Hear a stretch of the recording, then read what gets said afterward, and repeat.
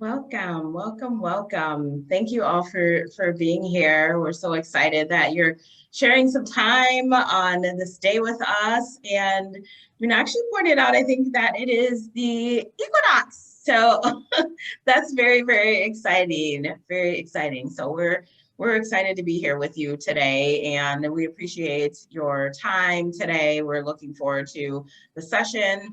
So I'm Tiffany Castano, and I am CEO and founder of CEPHR LLC, and that is an HR consulting firm. And I represent our small to, well, not represent, but I support our small to medium enterprises with their HR needs, from strategic to kind of the more foundational, to really help them scale. And I'm joined today by my co-host, Meenakshi Iyer, and she is founder and principal of NorthStar Solutions and Services. So thanks again for being here on this day, and we're excited to kick off. We've been very excited to have all of you join us each week, and we're looking forward to a great day today with our panelists, and more to come on that soon. Absolutely. Tiffany, just a couple of quick things, housekeeping, sorry. Would you mind making me a co-host as well? Oh, it should have done that in the beginning, way in the beginning. I'll check. Okay. It says that you have it. Okay, I think I do. Okay. All right. Thank you. Welcome.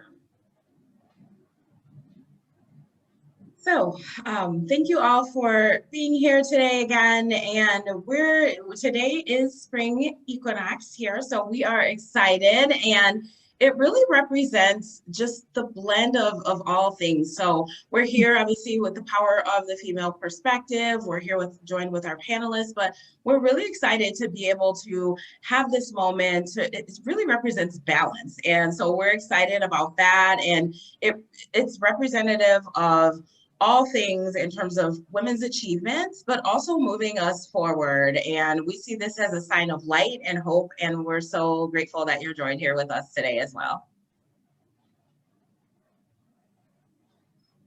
Okay, so we've been meaning to also get additional information on how you found out about this event. So I'm just going to pop a quick poll in the chat room. And if you can just respond to that, that'll be great. Give me 1 second while I do that.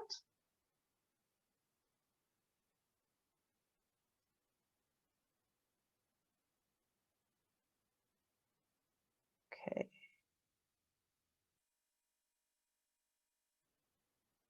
We've been curious because we've been so encouraged by the attendees and everyone, the engagement that we've received. So we wanted to just learn a little bit more about how you learned about the event.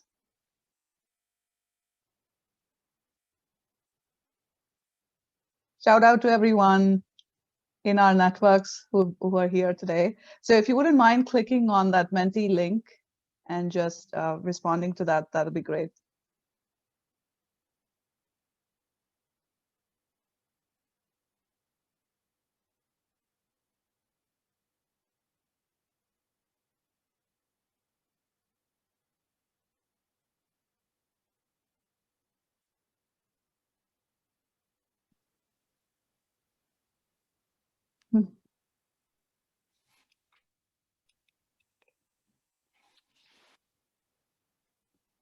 Okay, and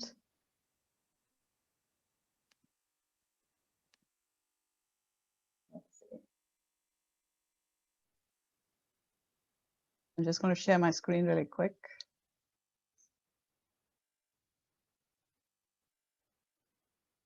And we still have a few people joining us.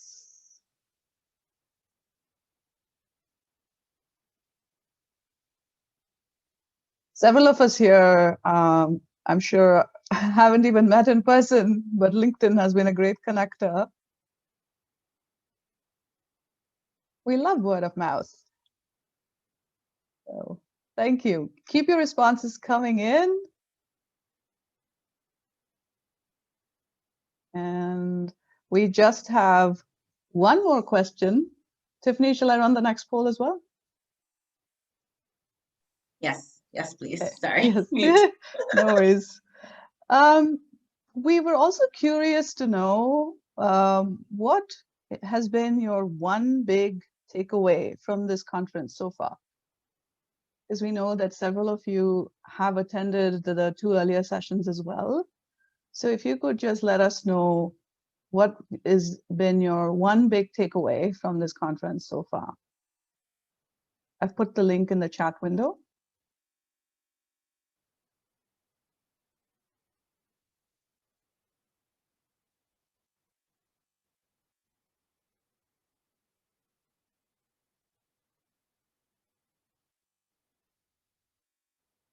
And I'll take a couple of seconds more to share my screen. What's been your one big takeaway from this conference so far?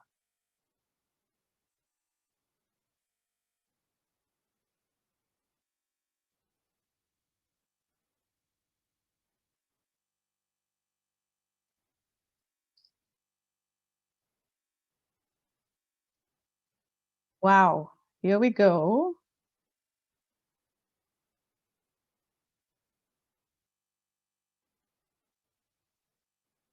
Love to see how this emerges. I love this Mentimeter. It's awesome. Yes. Menti's great. Yeah. So fun. So I'm It learning is. something new today as well. Awesome. Wonderful.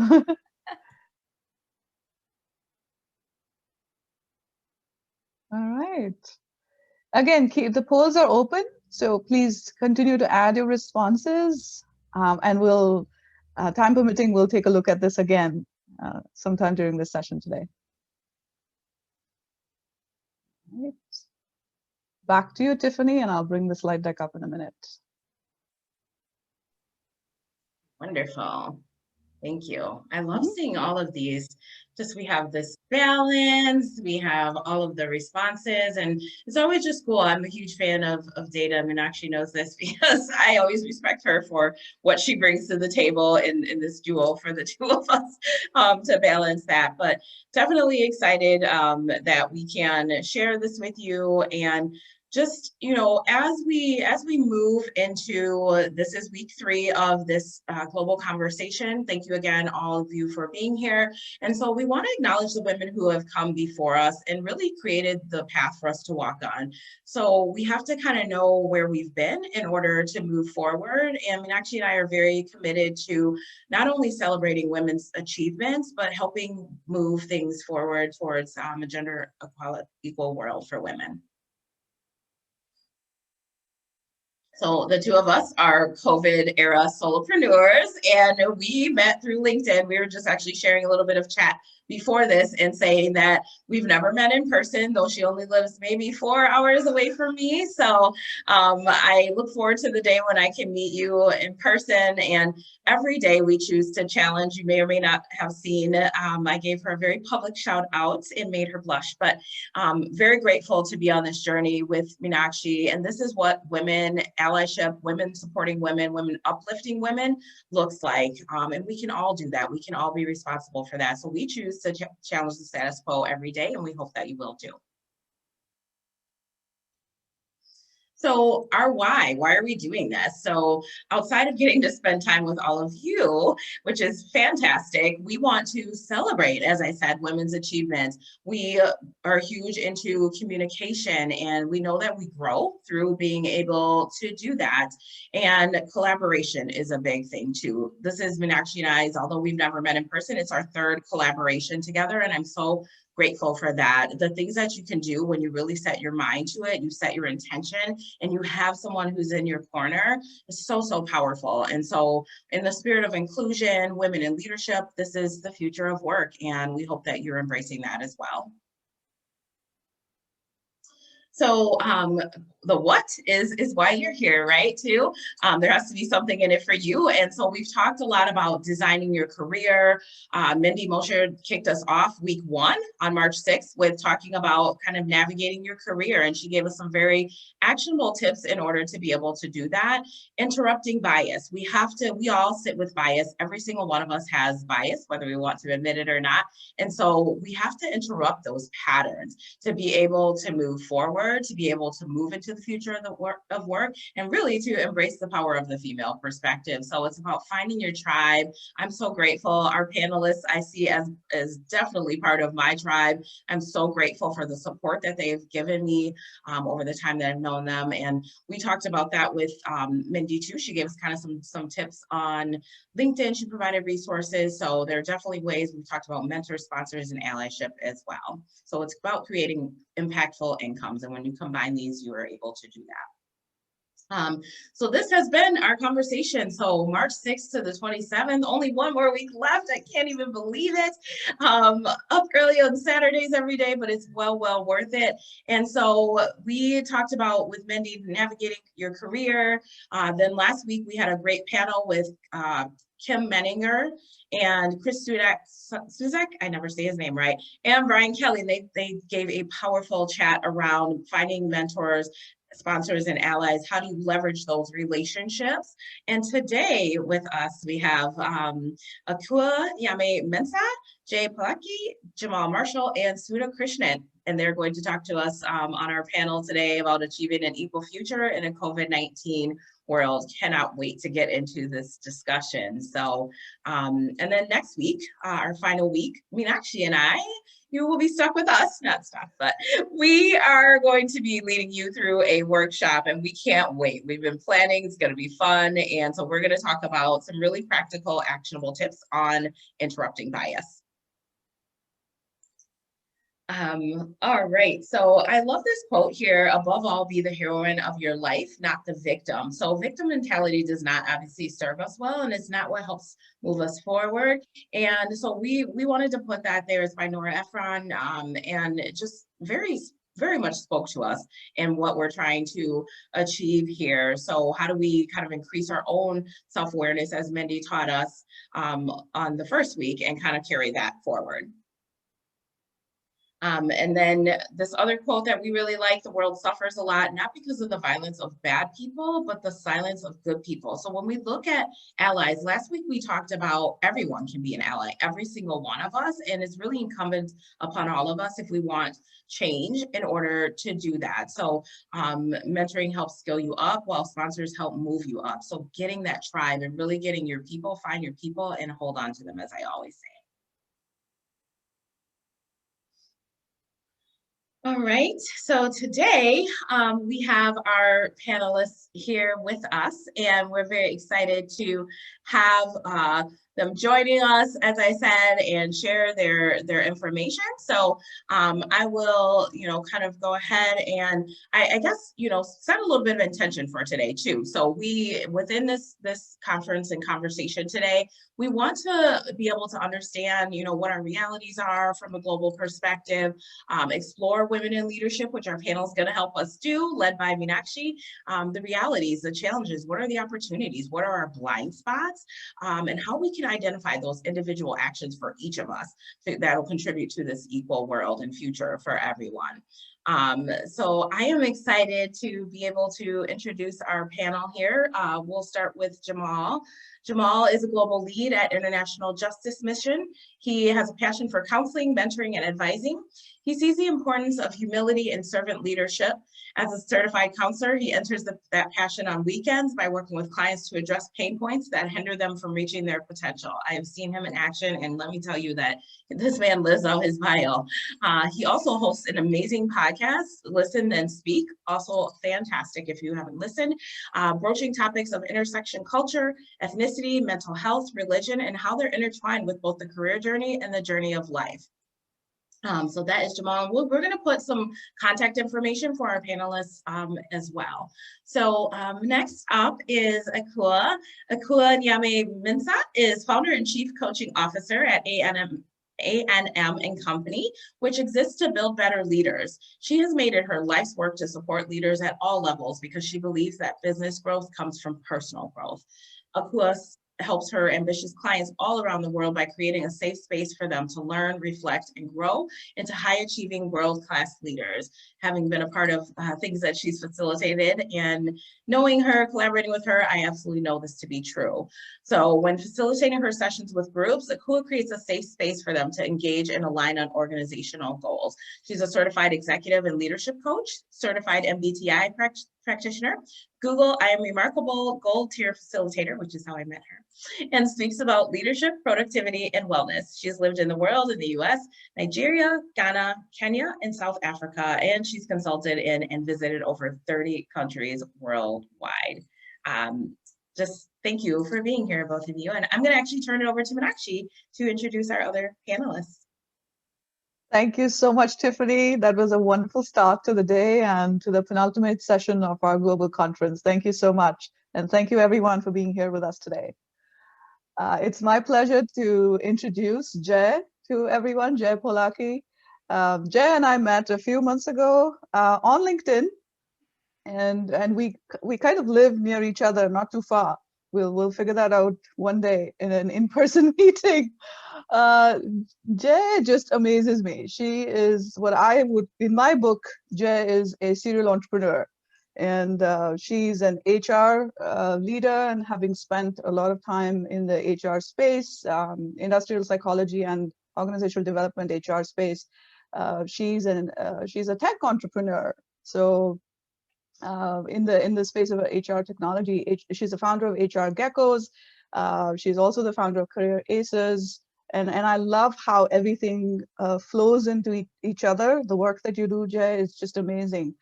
And the other special call out that I want to do for you, Jay, is being a fellow Indian and South Indian at that. To me, it's a point of pride that you have founded this global Indian professional network based out of here in the US. And I've attended one of your sessions. It's just fantastic, the work that you do, and it's very inspiring. So thank you for everything that you do, and thank you for being here with us today. Next up is Sudha Krishnan. Again, I don't think I've met many people on this, nobody on this panel for sure in person, but I think I've got to stop saying that because that is the future of work, and it is here. So Sudha and I met via LinkedIn and via Coacharya. We both are part of the Coacharya community, which is a global coach training and leadership development company. So that is based in Hyderabad, India, and we met about a year ago. And the amount of learning I've had from you, Sudha, is absolutely fantastic. So Sudha is, among other things, also an entrepreneur, by the way, which just astounds me, the work that she's done at the Dialogue in the Dark. And you have to look it up if you're not familiar with that. And that was one of the pieces that intrigued me so much when I first met Sudha and learned about her. And the work is based, in my understanding, completely in empathy and curiosity.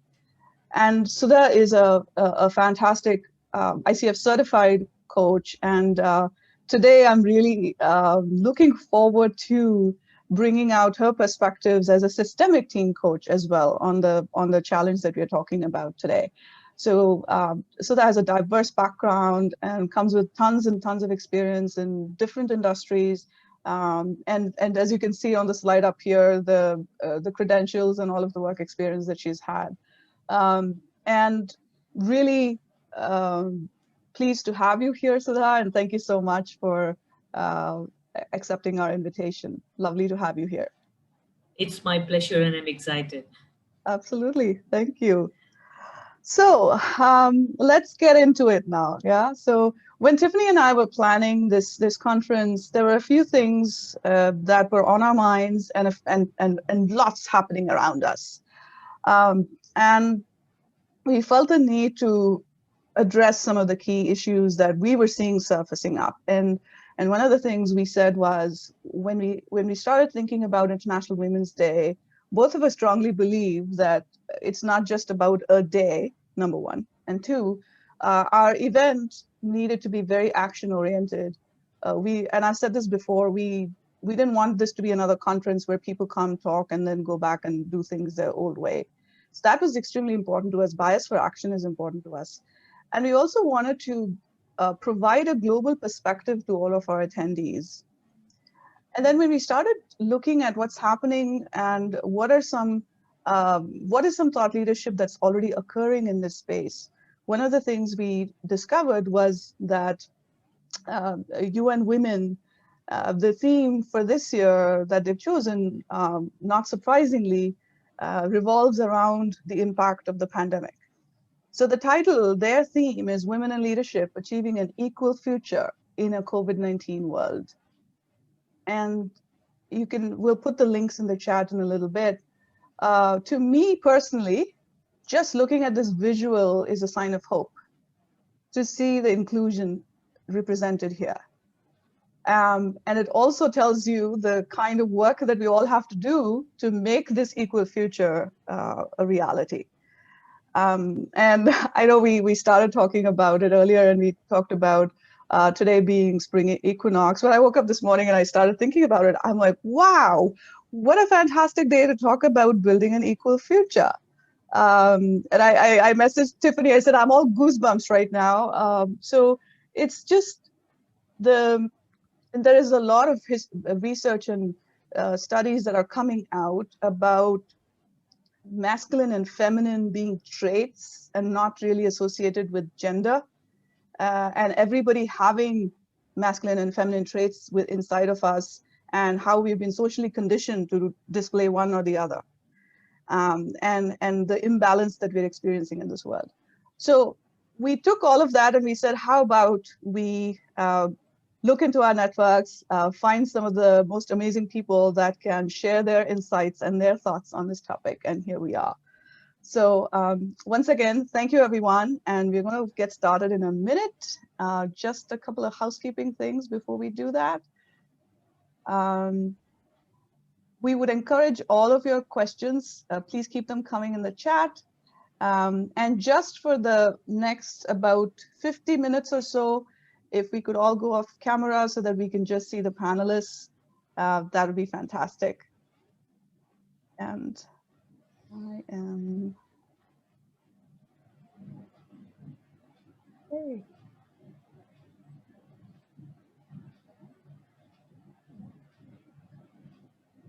There we go. Okay. So, given how global our panel is, so I'm sure you would have caught already that we have people from different parts of the world here in our panel today. So we really wanted to take advantage of that and bring a global perspective to our audience today. So several of the questions that we have for our panel, we would invite all of the panelists to share their opinion on that, so that as the audience, you're able to get a complete and holistic perspective. So with that being said, oh, and I'd be remiss if I didn't mention and do a special shout out for Jamal for being our male ally on this, not only this this panel discussion, but also throughout this event. And your encouragement, engagement, and support is very, very much appreciated. So thank you for that. And actually, having said that, I'd like to kick us off today with you, Jamal, with the first question. In your opinion, what are the top 3 global realities that stand out for you? Thanks for that introduction. And I just want to thank you and Tiffany for having me. Awesome to be on this panel with all these amazing women. And yeah, I see my friend Tamika here. Yeah, I'm that host. I'm that person. That's why I don't host too many Clubhouse rooms, because if I know you, I'm just like, hey, my buddy's here. So yeah, I'm that dude. And you're going to hear, I live right by the woods, so you're going to hear some birds just waking up, doing their thing.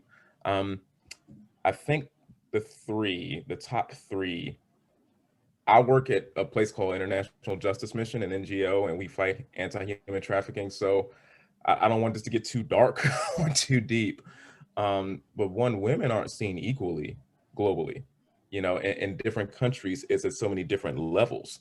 And in many of the countries that we do our, you know, our legal casework in, some women have absolutely no rights, which is why, you know, we go in and have trained different lawyers and have partnered with different law enforcement teams to bring system reform, because the system is turned in a way where a woman is seen as less than. So I would say that will be probably number one, at least in my book, from what I've seen from a global perspective, and having traveled overseas in different places in the Middle East. It's not a level playing field for the woman. Number two, I would say globally, here in the States and in other countries, the family dynamic. I'm going to probably speak from a faith-based perspective, but I do want to be respectful. Men and women are created equally, but we don't see that in the family. You know, there a lot of times it's authoritarian, chauvinistic. I'm the man, you stay in the kitchen, you clean, you cook, you raise the children. I will go out and I will provide, and that's the way it is, instead of the equality of what we were divinely intended and created for. And so when you have that and that becomes inculcated into your being and into your psychology, you begin to believe that. And what you believe, you do. What you believe, you make provision for, and you live out. And when you hear other truths, like you've been hearing during this conference, or different words of encouragement or read books, it's like, well, that's not my reality. So I don't think I can really live that out, because that's not what I've heard since I was a little girl, you know, or that's not what I've heard about women since I was a little boy. And the third, I would say, is also the iniquity of how people are paid. You know, women and men are definitely paid on a different level, especially, I try not to speak there of what I don't know, but I definitely know here in the States, the gap. I mean, even in the sporting world, let's take, for example, Serena Williams and Roger Federer. There's a huge earning gap. And in many ways, they both accomplished similar things, but from a Grand Slam perspective and a Olympic gold perspective, she's accomplished a lot more than he has. Yet she earns a lot less than he does in both endorsements and on the court. And so that's outside of corporate. This is just sports. So I would say those are the three things that are just coming to my mind right now, to answer your question. Absolutely. Thank you. Thank you for, and you've set the stage as well for the whole conversation by calling out the inherent inequities and how you've seen that around the world in different geographies and cultures. It may not be the exact same issue, but it's still similar. So thank you for setting that up. I would ask the same question. Now I'll take it over to Sudha on the exact other end of the planet. So what do you see as the top 3 global realities at the moment? Yeah, I think I would start building on what Jamal had already set up for. I think one of the important things for me from the place where I come from, India, one thing that stands out is the gender inequality in the amount of unpaid work, domestic work that exists between men and women. I'm given to understand that globally there is a stark difference as well, that women almost do 3 times more work than men, on an average 4 to 5 hours, I'm given to understand, in a day. But in India, it is even more because of the societal expectations and the conditioning and the way we are brought up. I think we women have already been sold out to the idea that this is something, you know, we shouldn't be thinking of even as unpaid work. Like it's part of our responsibility, that we are the caregivers, we are responsible for the family. So this is one top reality that comes to my mind. And this is very important, this equality in terms of the time spent in unpaid work, in the reality of when we talk about future of work, right? We are talking, if women will have to make themselves relevant in the workforce in the next 10 years, I think one of the important things I see is that they need to be able to upskill themselves. Today, when they're already having so much less time managing the different roles that they are playing, right? And with COVID, this has only increased. With schools being shut down, so extra time on child care and education, elder care, taking care of 6 people at home, and spouses working from home.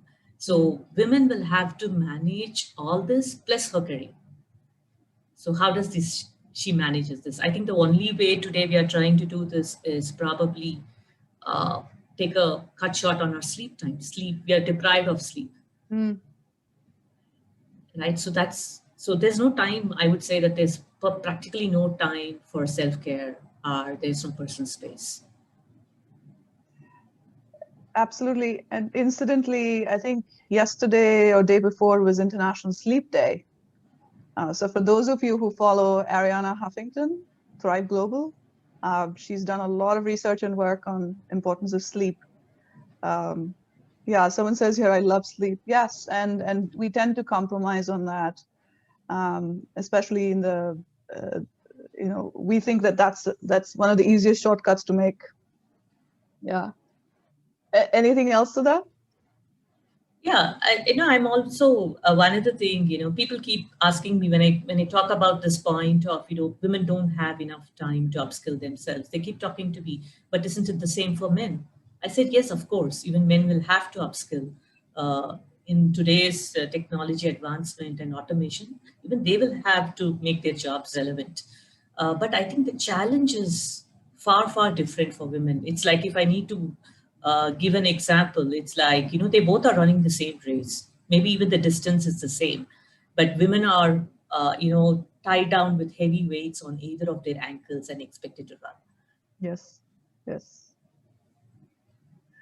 What you just shared brought up, this has been making the rounds on LinkedIn and other social media, like a obstacle race track with men and women. Yes. Men have a clean track and women have clothesline, dishwasher, the kitchen and all that before they can get to work.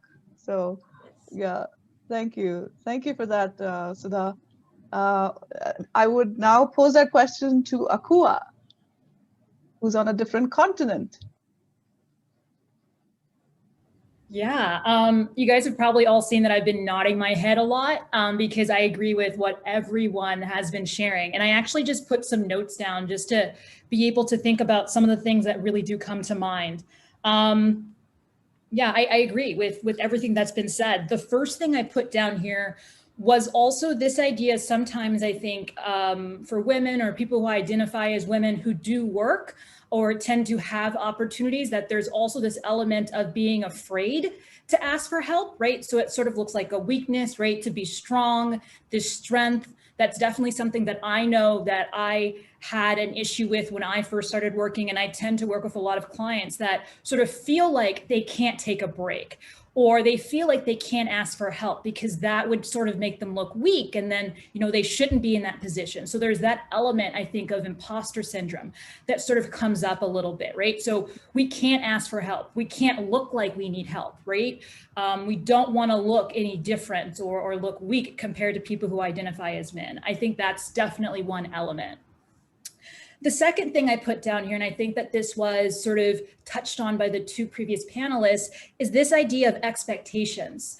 And I loved how, in the beginning of this conversation, we also were talking about these ideas of male or more masculine and more feminine traits. And I actually recently had a conversation about this and how we've really taken some of these ideas and sort of have said, okay, men need to look and act a certain way and women need to act and look a certain way once again. And what does that lead to? That might lead to people sort of feeling like they don't deserve more because of the opportunities that they have or the places they tend to find themselves. And so I definitely think expectations, both stated and also those expectations we have or the stories we tell ourselves, are very important for us to recognize, and I think can sometimes limit. And when we are thinking about expectations, I think one of the things that's really interesting when we are thinking about payments or are thinking about where women tend to be in the workforce, those do tend to be in places where they are of service. So even with the work I do as a coach, I do get people who say things like, well, you just have conversations for a living. Why would anybody invest in that? Why should I pay for you to have a conversation, right? So really just recognizing also that the places that we do tend to find ourselves, sometimes they're not seen, or those opportunities, whether it's teaching, caregiving, I find those to be incredibly important parts of our society, right? Teaching the next leaders, bringing up children, those are so incredibly important, yet they're sort of looked down on and people don't feel like individuals who are involved in those sorts of occupations should receive as much as well. So it goes both ways. So women feeling like they shouldn't ask for as much, and then people feeling like they shouldn't get as much. And the last one I put here, and I think Jamal sort of talked about this as well, is this idea of sort of these culture and belief systems. But I think I want to take it a step further to say that these are culture and belief systems, yes, but the willingness or unwillingness to dive deeper and using culture and belief systems as an excuse not to really dive deep, to really figure out whether or not some of these things that we sort of take as beliefs still make sense and whether or not they should be evolved, if that makes any sense. So simply just saying like, oh, you know, I'm a woman, or I'm a man, or I believe this, or that's what happens in this country, and just using them more as excuses rather than really becoming interested in sort of having a conversation and diving a little bit deeper to see whether or not these things still make sense for where we are in the world at this point in time. So yeah, I think that's really what I wanted to contribute and some of my initial thoughts when thinking about some of these global realities that we live in. Absolutely. Thank you so much for that, Akua. And I loved especially the last point that you made around us tending to carry on and not questioning the relevance of some of these beliefs that we were brought up with. And it really sets the stage for, sets the stage and also connects back with the purpose that Tiffany and I started this conference. So for us, with every session, we have a tangible action, call to action that we give out, and there'll be one for this session as well. And that's our whole premise, that each of us has within ourselves the potential to do something to change the reality that we are in, for the better, of course. So thank you for that. Now we're bringing it back to the United States with Jay. So what do you have to share? Well, the best part about this is going last on this question because everyone's touched upon all the topics that I wanted to talk about, right? So what an interesting perspective coming from across the globe, and to see that we all see it the same way. Thank you again for inviting me to this really awesome panel. I've learned a lot in the past few days, just, you know, prepping for the panel about the UN, you know, statement this year for equality, and just reading through all of that has been so insightful for me. I've learned so much. So thank you so much for enriching my experience. To me, the three top global realities that stand out, living here in the US as well as working in India, because a lot of my work takes me to India now, and also traveling to the Middle East because I have family there, and just, you know, having friends in human resources helps because we share different realities in HR, which is, you know, the workplace story, right? Especially now because of COVID. And we all agree from what the other panelists have said, that families today, because of COVID and because of the realities of work, definitely look, feel, and live differently across the globe. I mean, take for instance, today's panel. I'm sure some of us are in a room trying to avoid our kids photo bombing the session or Zoom bombing the session, or our pets Zoom bombing the session, you know, or some of us have an elderly parent who's wanting attention. It's breakfast time here in the US. So I don't have my parents here, but I'm sure, you know, you have a parent or someone who needs your attention right now. So we all are living differently today, and we all have to mesh together to make this work for all of us. And in order to do that, you know, we need more help. And we need more help from our employers. We need more help from our communities. We need more help from our allies, other women, men, and, you know, friends in the community who will bring to the fore that this is different for each one of us. And we all have to personalize this approach to how we're going to handle work and the future of work. For me, the top realities, the global realities, are that women are not paid equally across the globe, even though we live in this microcosm in the US and we feel we are treated equal and we have constitutional rights, but that's not a reality for most women across the globe. And the violence against women, I never paid attention to the stats before when it comes to violence against women. I knew it was a big issue, but then if you read some of the reports that are coming out of the world since the past year, the domestic violence and, you know, the communal violence against women has increased to such an extent that it's just, I can't fathom the inhumanity of it. It's just inhumane, right? And the third reality for me is this dissonance.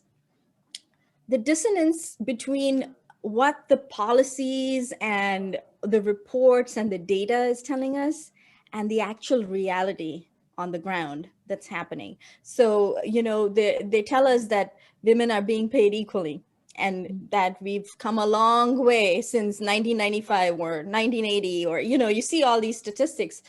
But if you go back to the reality today, see how many women have had to drop out of the workforce because of COVID.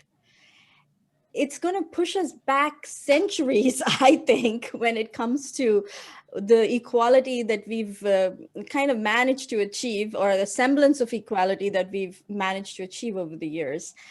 So for me, all these realities, there's a lot of dissonance between what I'm seeing in policy and data and what I'm seeing in reality. And so it really stands out to me that we, you know, what can we do? I mean, we're talking today, but I think we need to do a lot more work and dive much, much deeper into how we can make this a more equal world for women, because it is not the reality. It is really not the reality today.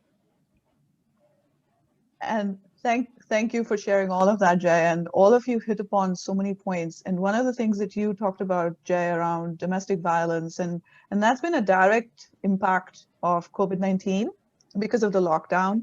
So most abuser victims find themselves stuck in the same physical environment as their abusers with nowhere to go. And all of the systems and processes that would have helped them out are unable to reach them because of the physical lockdown. And some places, more than others in the world, are experiencing much severe lockdowns. So, you know, I remember reading a report where a grocery store chain of stores started printing out the helpline number for women on their receipts, because guess who does most of the grocery shopping? Women, right? So it goes back to the beliefs and practices that we have that all of you have alluded to. So those were ways in which businesses were trying to reach out and help women who are stuck in these situations. And so given the different aspects of the realities that all of you have shared, and then a fairly global outlook that we have, the next question that I really wanted to bring up was, when you look at women in leadership against this setting, right?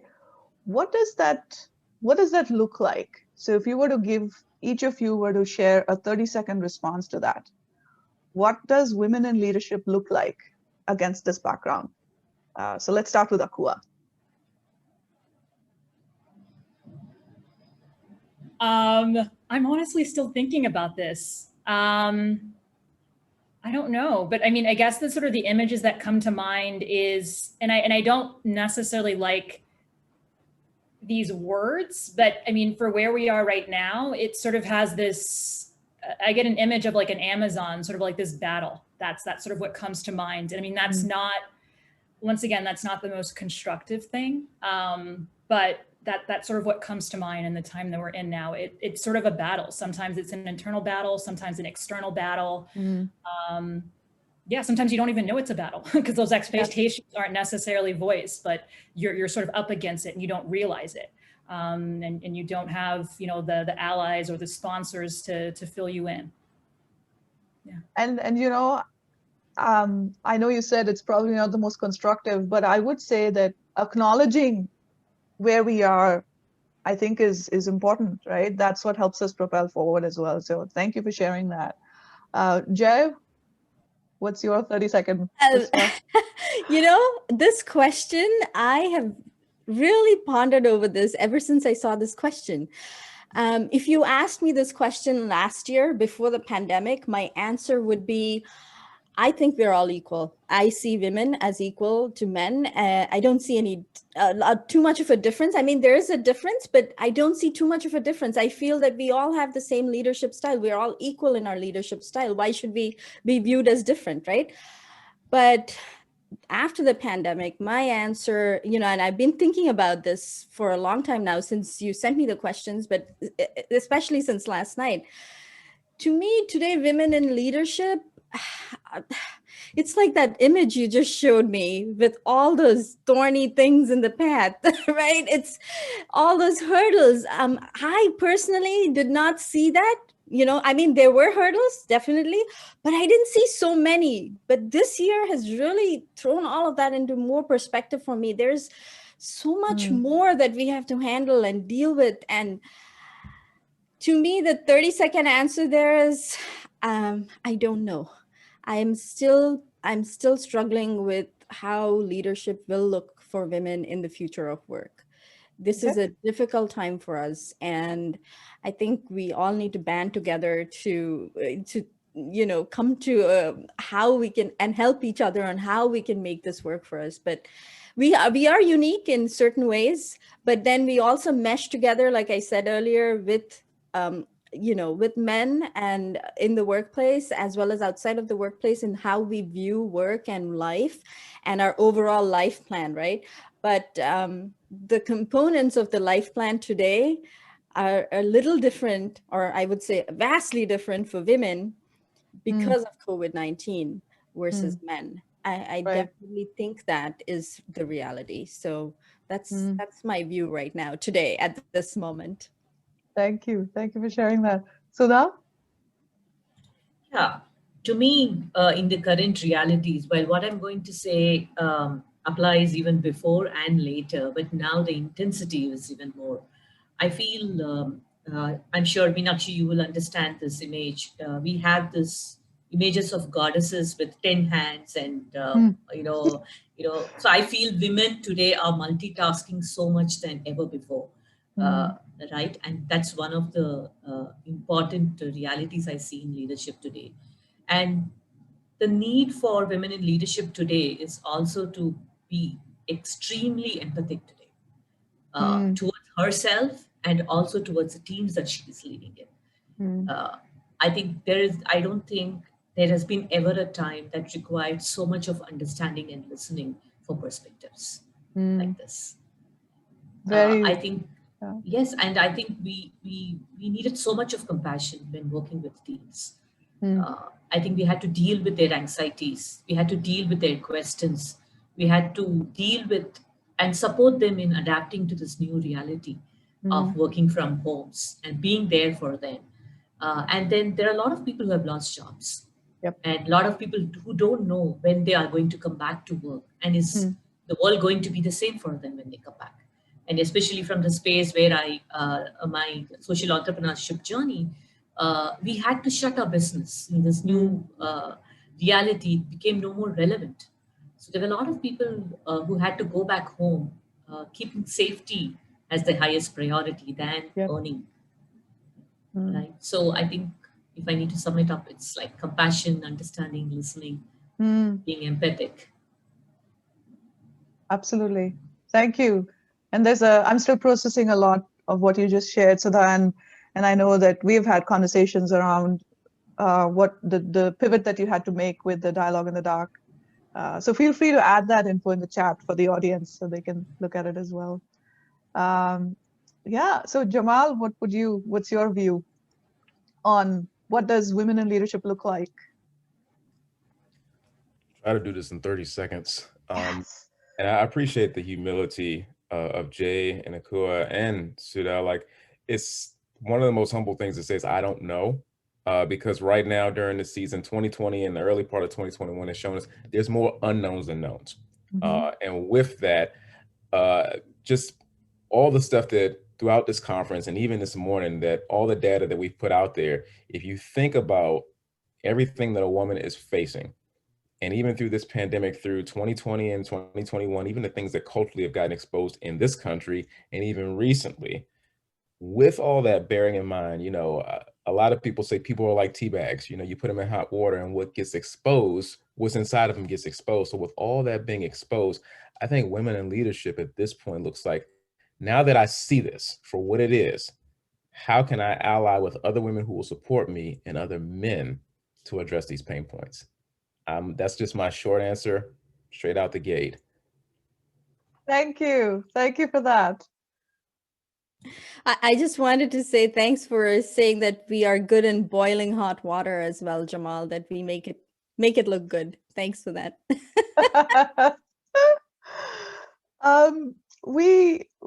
The next question that I have for you, I'm going to tweak it slightly. We have talked about the challenges in different parts of the world. And in the context of what women in leadership looks like, really quickly, if I may ask Akua, what is the big difference that you think women leaders might make in resolving some of these challenges? What do they bring to the table? I think, when I looking at this question, I would say the biggest difference they might make, or one thing they can do, is just by, this is going to sound super simple, but just by being themselves. I think, just to go back to that initial question, the biggest challenge that's sort of faced, I think, by a lot of women in the part of the world that I live in, and I think in many places in the world, is this idea that there's only one way to do things. There's one way you need to look, one way you need to act, one way you have to have a family, one way you need to believe or have a belief system. And I think that as more women sort of show up and are themselves, I think more women will see what's possible, and that there's not just one way to be successful, not just one way to lead, not just one way to show up. And that's, I guess, that's sort of what I see from my perspective, because I think in the part of the world that I live in, once again, we use that excuse so very much that, we all, for the most part, have the same skin color. So therefore, there is no, there's no discrimination. Yet there is a lot of discrimination, right? Even just the way we do our hair. So I wear my hair naturally, and I get a lot of comments about that. And there are a lot of assumptions made about who I am, how I show up, what I'm capable of because of my hair. And on the flip side, my accent, I get access to certain things because of my accent. So I think as more women show up and are themselves, I think it's going to be a lot easier for other women to also show up and recognize that they can create their own path, and that there's multiple ways of what success can look like. How inspiring. Thank you. And you've also kind of introduced the workshop that Tiffany and I are going to do next week. So thank you for that as well. So I want to now ask the same question to Sudha. You kind of alluded to that earlier in talking about the style of leadership that women bring to the table. But if I could ask you to be a little more specific around what is it that women bring to the table might help in resolving some of the challenges that you see? Yeah, I think first and foremost, me being a women leader and also witnessing the experience of other women in leadership through my coaching practice and counseling, what I have realized is we always have to walk this tightrope or this fine balance between what's expected out of us in leadership roles, right? Many of the leadership traits, as we talked earlier, right, they're associated with the masculine traits, the male traits, be it, being assertive, being independent, being self-reliant, being competitive. All these are associated with, male traits. So a women leader is expected to also be behaving like a leader, the male traits, and also be seen as a woman, the female traits. So if the same behavior is done by male, I think people would just take it. But if a woman is going to be assertive, she's considered as bossy. Right? We are not looked for the same behavior with the same eyes. We are perceived very differently. Right, right. So I think that's a very fine balance as women leaders. We need to walk this path. how are we seen based on, this gender congruent behaviors that's always forced on us. And then we are also conditioned to it. Many times as we grow up the leadership ladder, and when we see that we are not accepted, so we tend to change. Yes. We tend to change to traits which are more accepted. Either it's the male traits, masculine traits. I think as women, I think it's important. It's not for women. I think it's important for anybody in leadership role, in my opinion, is to actually practice an adaptive leadership style, to recognize what's your dominant style and what's required in the situation. And there is no one style that would fit all, right? You need to be able to sense and respond what's called for in the situation. Maybe there is a team member with whom you'll have to have a directive style. There is somebody else who would benefit from a collaborative style. Right. Somebody else from a coaching style, right? So I think the ability to sense and respond and be adaptive and flexible is something that I see as very, very important. And, it takes me back to something you had shared earlier, this goddess, the Indian goddess with 10 hands. And I think that women naturally do all of that because of all the duties, quote unquote duties, that we have been conditioned to do, right? And so a lot of these then mistakenly get classified or categorized as these are things that women do, and they're associated with gender, whereas these are really traits that all of us have. So I love how you connected that back with your previous comments. So thank you for that. So this is a perfect segue into the next question that I had, and this is for Jamal. What does the term equal future mean to you? I can answer that really short. It means what it says, equal future. I think a lot of things that are very simple, we complicate. And I'll use a biblical story. I'm a Christian. I don't hide that or anything like that. And one of the stories is the story of the Israelite journey from Egypt into Israel or into Jordan. It was supposed to be originally 11 days. It turned into 40 years. And so let's just round that out and make that make sense here. A lot of 11-day journeys, we turn into 40 years because we complicate things. And we complicate things because we don't want to give up power, or there's something we're insecure about. One thing about suppression or oppression is the oppressor is very insecure about their position, and equality to them is the scariest thing on the planet. And so, and with that, it's like, let me inject systems and processes that actually oppress and keep women in a certain place where I believe they should be, because if she won, what would that mean for me? And so I believe it can be uncomplicated. We can turn a 40-year or maybe 4,000 years, seems like journey, into 11 days when we let go. When we let go, the very thing, and I'll say this multiple times, I say this in my counseling, I say this to myself, whatever you keep a death grip on is actually deadly and can kill you. So letting go of death and laying hold of life and realizing that she is your counterpart, she is your equal.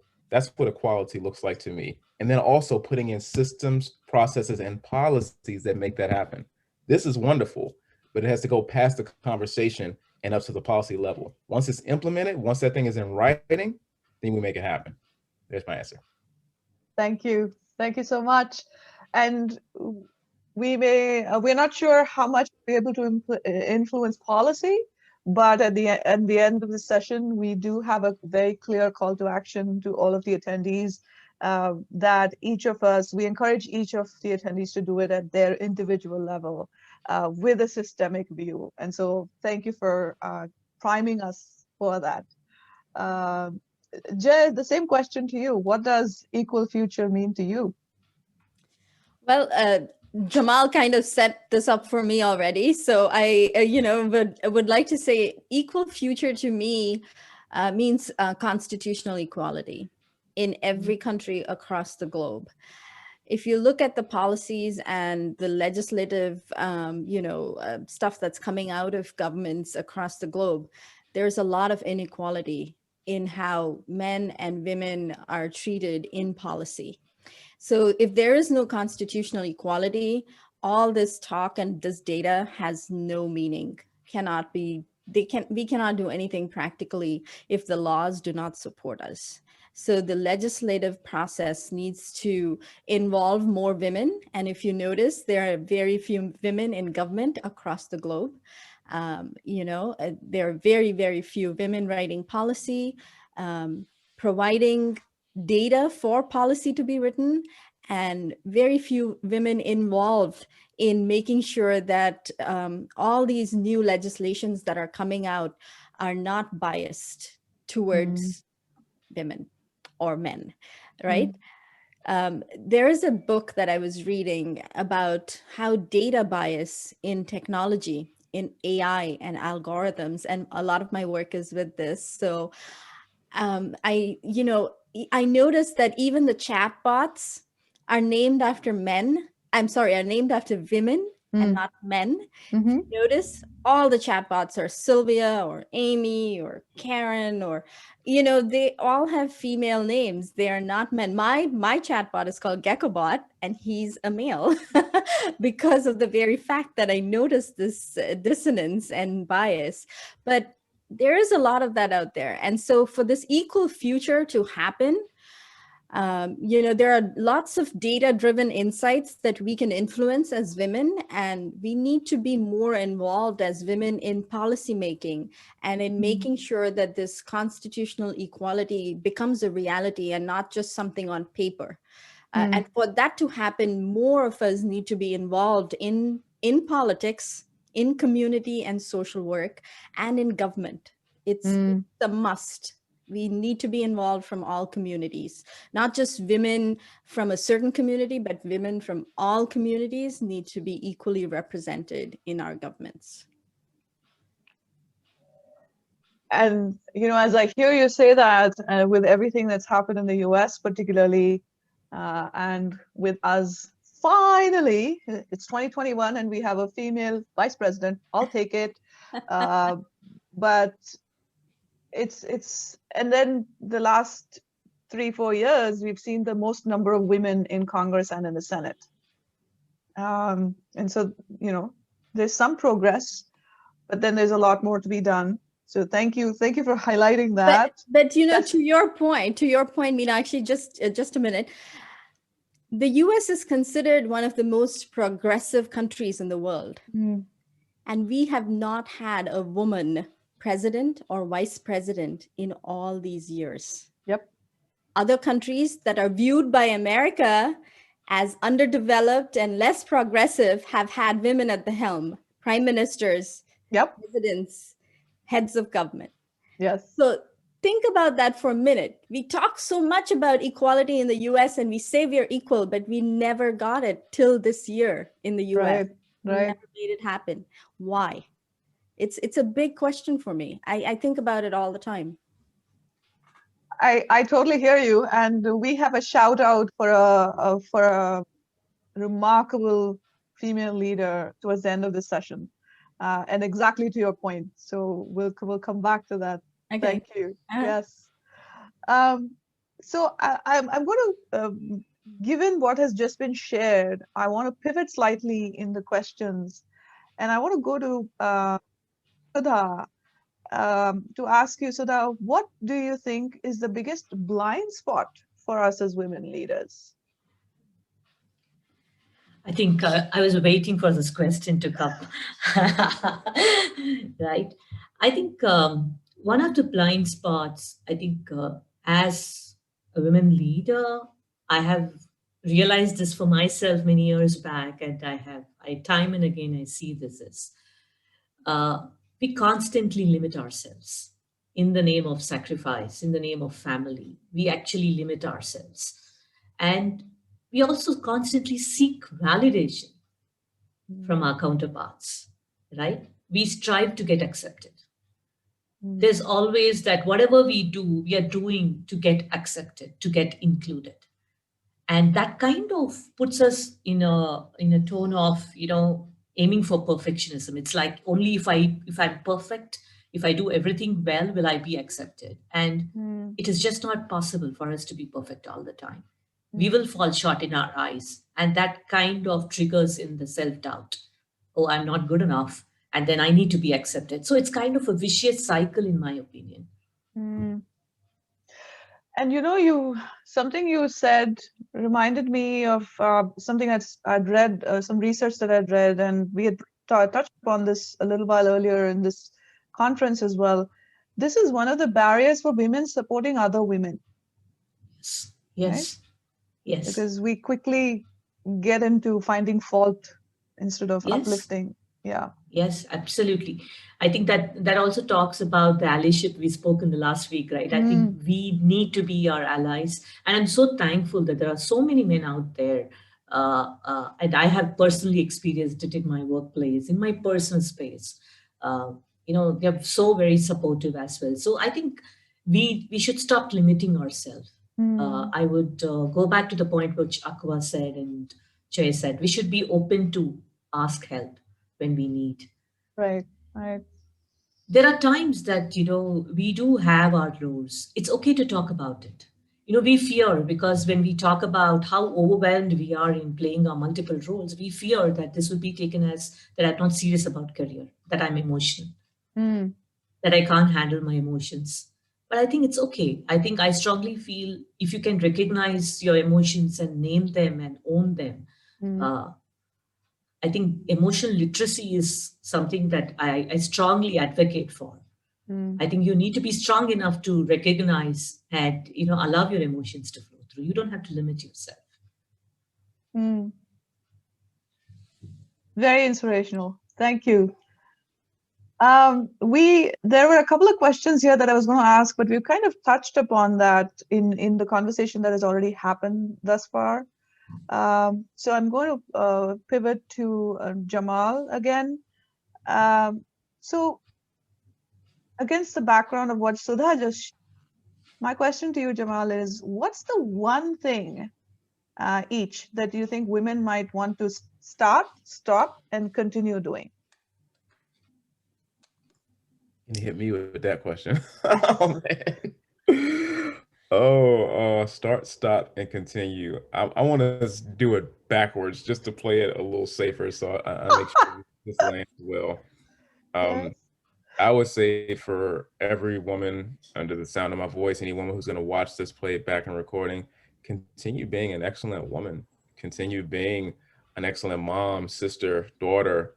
Women play so many different roles. People ask me who's the greatest of all time, and you may, people's mind may go to the vice president, or may go to Serena Williams, or may go to some supermodel. The greatest of all time is my mother, Charmaine Marshall. She is the greatest of all time. Point blank, period, hands down.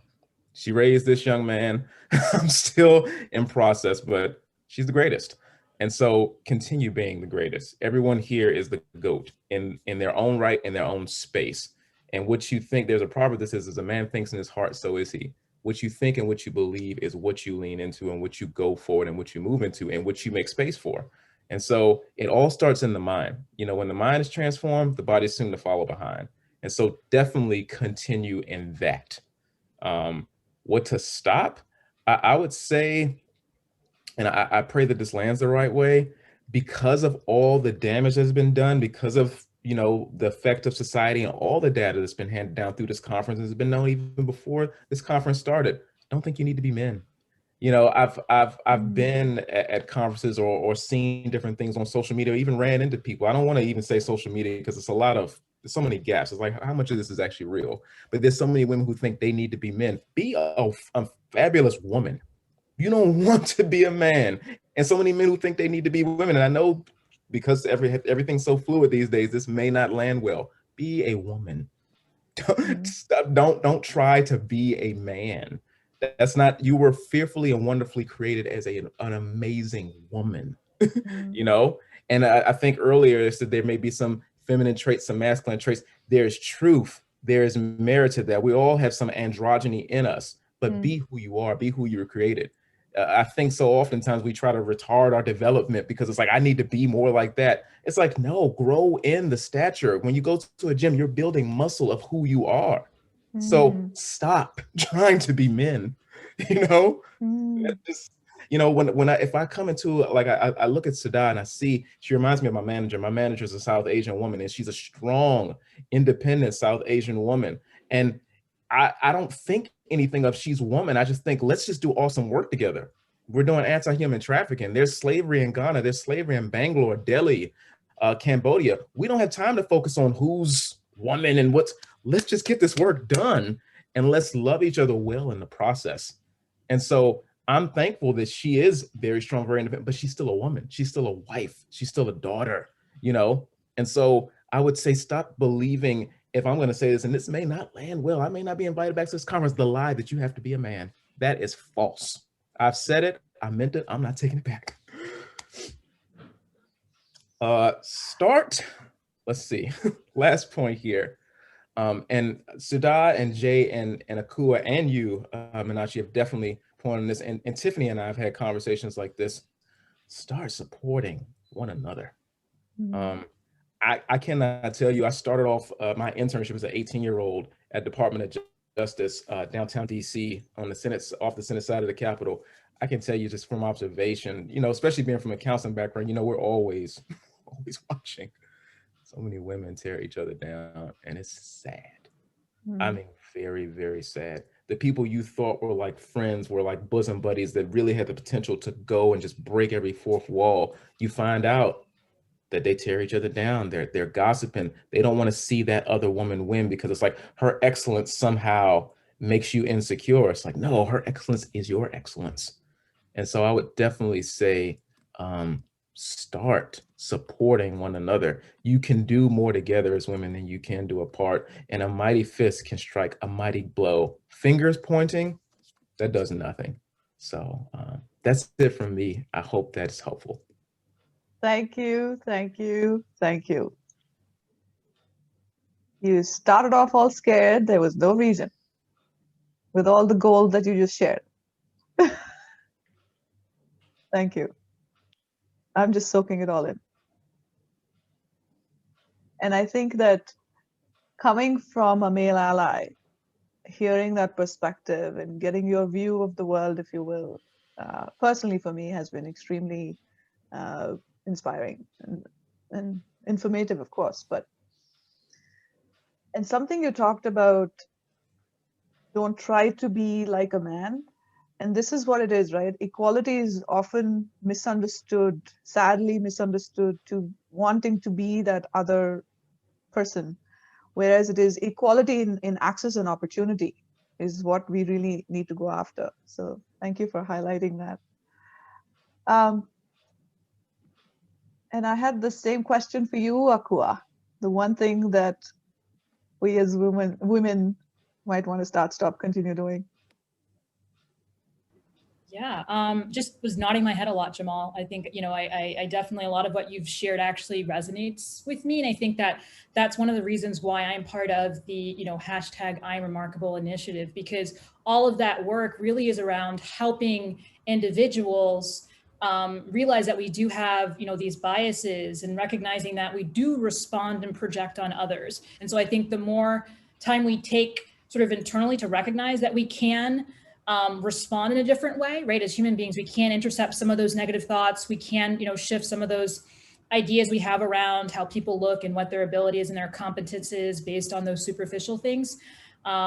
I think the better we all can do. And one of the pieces of research that we talk about is this idea of how both women and men find that women who self-promote or self-advocate or self-market are looked down on, right? So it's not just men who look down on women who self-promote or self-advocate or self-market, but it's also women. So really recognizing and acknowledging that women do also have a role to play in making sure that we have access to equal opportunities. So even if it's not something that you see for yourself, recognizing that your own you know, what you see as success, someone else might not see as success. And so there's, you know, it doesn't limit your interests and what you're looking to pursue if you support others. And so I really appreciate that perspective, Jamal. And it's something that I try and do also in the work that I'm involved in as well. So, I mean, where do I want to start with this? Continue. I mean, I would say just continue on your own journey and trying to figure out what's important to you, what success looks like to you. I think that we tend to find role models. And I think role models are a great starting point, but just really recognize that you can continue on your own journey and find things that matter. And those will change over time. I think that's one of the lessons I've had to learn, that I will evolve every day. It might look a little different, and that's okay. So being open to that. Stop, I guess for me, maybe it's just the work I do really as a coach. But, you know, I've always been very inquisitive. I've always asked why. So I would say just stop at that, stop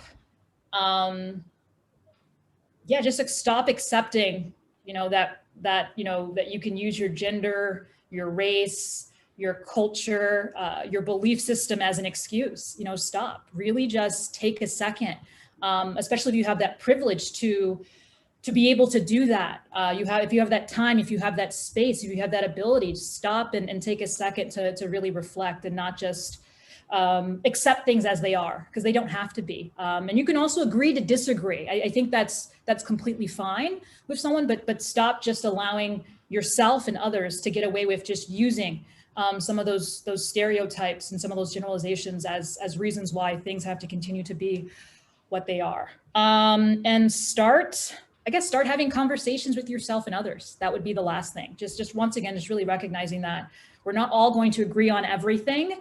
And another thing I also talk a lot about, because I think sometimes that emotions are sort of used as weapons, like, oh, you're emotional, therefore what you say has no validity. And I always love to talk about how none of us are 100% rational. None of us, not men, not women, none of us are 100% rational. We all have emotions, but we all have been socialized to respond and sort of show up with those emotions in different ways. So start recognizing that, and start sort of leaning into that, I guess, is the last thing. So start engaging. And yeah, I think from my perspective, those are the three things I think I want to share. Yeah.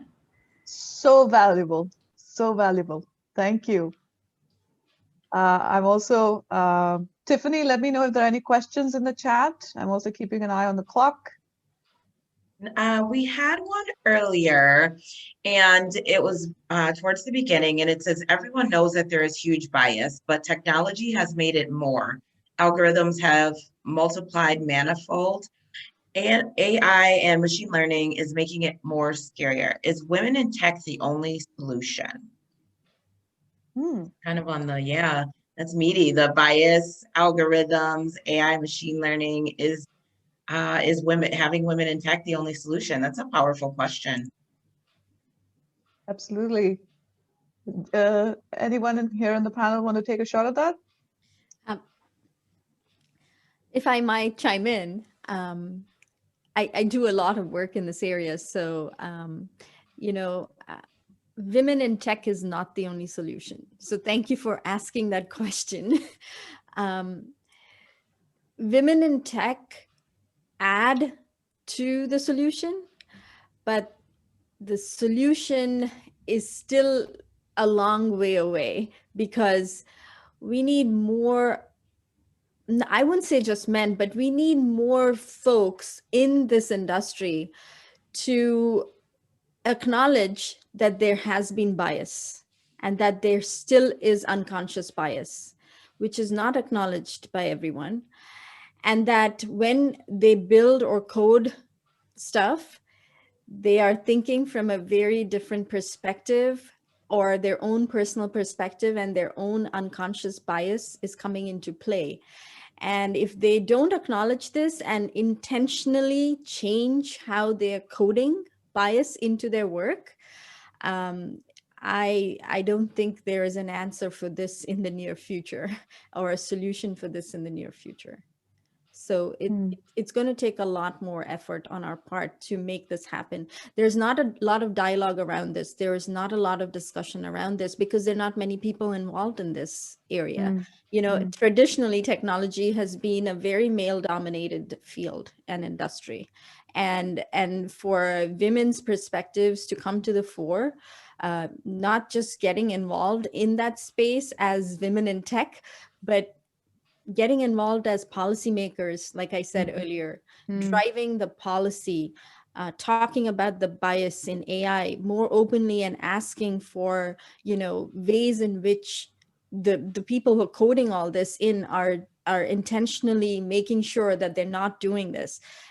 You have to be more vocal about it and ask for it. And there's a movement around this now because of all the different, the facial recognition thing that happened right recently with all the fake images of people being used and the fake videos that came out, and all of that definitely made people more aware. But many people are not aware that there's so much technology, even in the iPhone that you use. You don't know that there's so much in there that is already active, that is biasing so many algorithms against you, because you're not aware. You don't know how all of this has been programmed. So it takes more, I think, more information sharing and more learning on everyone's part in order to become more vocal about this and get involved in policy around this.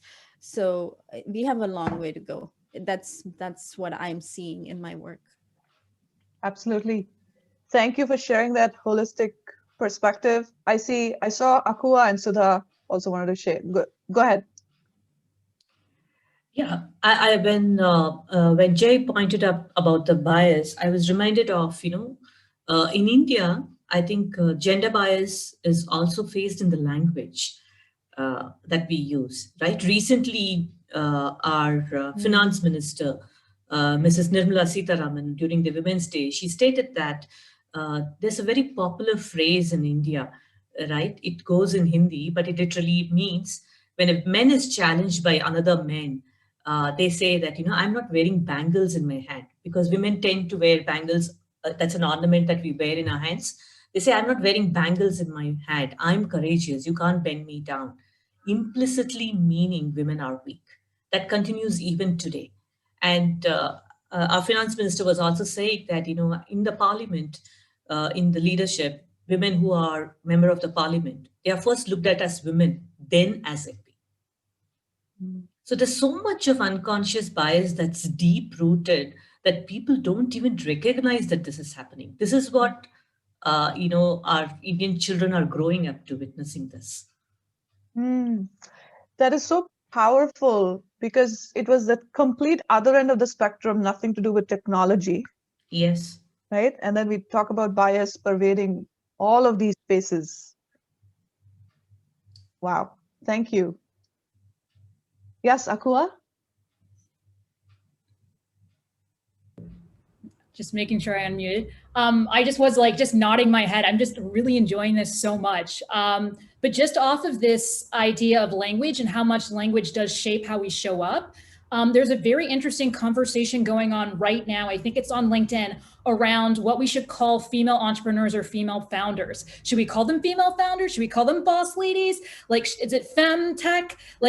Should we add those additional labels? And so I think it's really interesting, really timely, and something I think each of us as individuals has to engage with and decide for ourselves, right? So yes, people can put labels on us or put us in categories, but also recognizing that we can also decide for ourselves and decide what we want to choose and how, right? How we want to show up and what titles we use. So I think that's something, well, the first thing I wanted to share. And then back to this point, sort of about AI and technology. So I am not an expert in this, but I wanted to bring up something that my sister shared with me. So my sister has a PhD in social work and I think social welfare, but what she actually does is quantitative and qualitative research. And so she's done some really interesting research around just thinking about the design of how we look for data and just the questions we ask that will determine the information that we receive as well. So just really recognizing that also a lot of how we design our surveys, how we design the data we're looking to get also has an impact on how we interpret it and what that looks like. And so my sister also did some interesting research around algorithms on how how they decide whether or not inmates get to have parole. And there's also a lot of bias in that as well. So there's a lot of really interesting things out there, a lot of algorithms out there that decide, who gets parole, what your credit score is, all interesting things. And I think all of us have to step up as citizens within our countries and as citizens within the world and become a lot more interested in how this data is being used, how it's gathered. But I think a lot of it, I think Jay mentioned this, does come from this this policy standpoint as well, recognizing that whether they're researchers like my sister, just concerned citizens, we also can help shape these algorithms, how this data is being used, and we do need to take a little bit more of an interest. Could not agree more. And I think that a lot of times we think technology as something outside of us, but it's human beings who create technology. And all of us we all have unconscious bias inside of us. And thank you so much for bringing this up. And we are almost out of time. So I do have one last question, a 30-second question for each of you panelists. What's the one piece of advice that you can give to emerging leaders?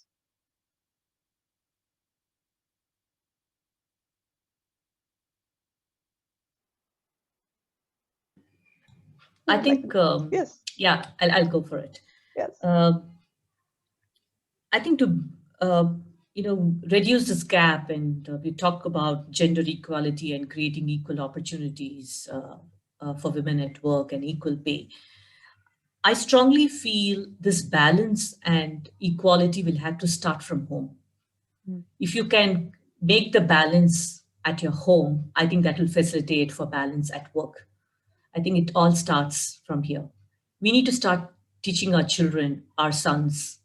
We need to be having these conversations in the family, how it is important that we share our work, especially when we have, two people working from a house.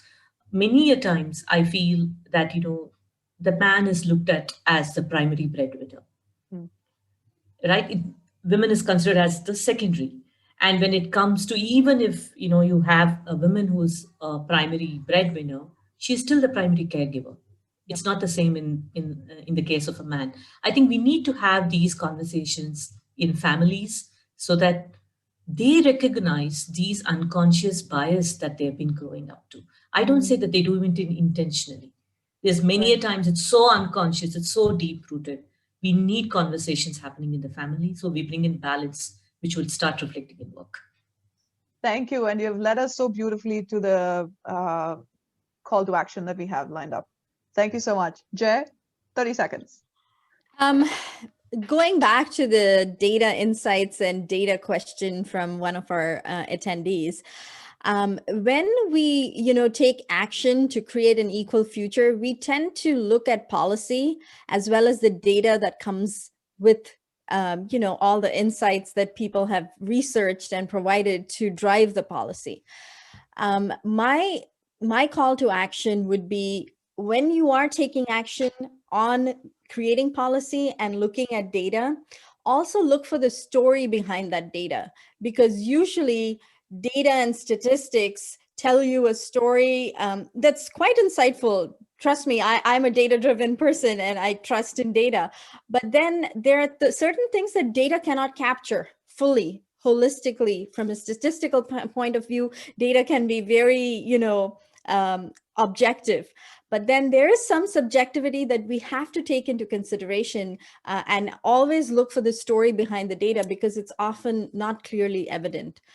So I would urge anyone who is taking action to create an equal future to make sure that they're looking for the story behind the data if they're using data to drive that action. Thank you so much. So we've got start at home, look for the story behind the data. What do you have, Akua?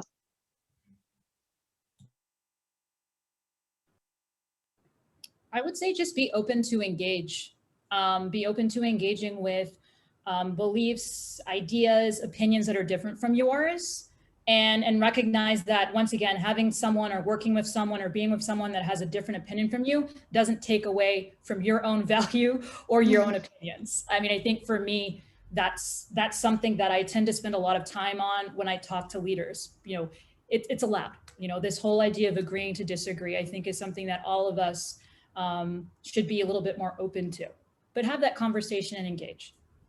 Thank you. Being open to engage and agree to disagree. Thank you. Jamal, you get to have the last word, Jamal. Well, I usually like to just kind of come straight out the gate, but I have to go back to Sudha's point. of it starting at home, but also want to take it from a faith-based perspective. There's a proverb that says, out of the abundance of the heart, the mouth speaks, but also out of the heart comes the issues of life.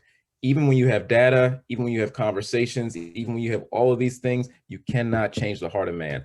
A man's heart, they say, you know, a man's heart is a way to his stomach or whatever like that. People's heart is going to be what they budget for. It's going to be what they put revenue towards. It's going to be what they put policy towards. It's going to be what they use their time to drive.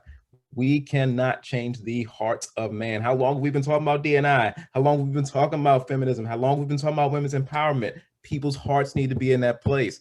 I empower women because that's what my heart is in to do. That's how I was raised, but also from a faith-based perspective, that's what I was taught. That's what's inculcated into my being. You're not going to change a person's being, even with data, even with all the data in their face. I'm not negating anyone's points. These women are brilliant, have made amazing points, but it is about the heart. And one of those things that starts at home, but also starts through transformation in the journey of life. And so throughout the journey of life, whoever these leaders are, there are specific kairos moments, we call them, that actually change and transform the heart, that show you're only on a level playing field with everyone around you. And when we all come low, we can lift one another up. That's my final point. Thank you, thank you, thank you so much. And you have so brilliantly brought us to the conclusion of this panel discussion. Thank you very much. I know we are at time. Tiffany, back to you. Yeah, I'll round us out quickly here. Thank you all for being here. Thank you to all of our wonderful panelists and all of the gold that they dropped. I hope you had your bags ready. So we are, you know, as we close out, we are either going to have the future where women lead the way to make peace with Earth, or we're not going to have a future at all. And so Meenakshi kind of talked about this before, but I want to leave you with that because I think it's very, very powerful. And we talked about the history of women in these government positions. So Sri Lanka had the world's first female prime minister. She served 3 terms, and I think that is worth certainly mentioning and for us to kind of sit with and think about as well. So a call to action, because we always like to give you homework, but for good purpose, because we, as you know, we all go to a lot of webinars and trainings and whatnot, but in order for us to really make an impact, we have to have that call to action, that commitment to action. So we'd encourage you to explore within your immediate ecosystem, your friends, your family, work, church, whatever that looks like for you, to identify opportunities to bring about one thing, just one thing. We're only asking for one that benefits you and or the larger ecosystem. So I think that's something that we can all commit to. So what's the one thing you can do to spearhead that change, or even be a part of that? How much you resolve it in order to get started? What support and resources do you need on this journey? Very important to identify that, because we get nowhere alone. Together is better, as I always say. How might you co-create success on this journey? Build other people up, lift them, and bring them with you. And what have you not yet considered? So we talked about needing to be educated and informed in order to move forward. So think about what you haven't considered as well. And next week, as we said, is our last session. So I'm a little sad inside, but we want to call out that the time will be, the time changes for those in other places, or these are going to be those times. So it will still be 8 a.m. EST for us here in the US. And the workshop next week, that is what Meenakshi and I will be committing to. So we're going to walk you through an exercise. It's really fun. We're doing a lot of fun planning on the what and how. How do we really interrupt bias? So that's going to be March 27th, next Saturday. And we look forward to seeing you there. This recording will be available down the line for you. Please, if you haven't already, save the chat. Do that so that you can connect with these wonderful panelists. I thank you all so much for your time today, spending part of your weekend with us. This has just been a joy and a gift, and we wish you a wonderful day and week. Thank you everyone. And if we may just request the panelists to stay on just for a few more minutes, if that's possible. Yes. Okay, thank you. Bye.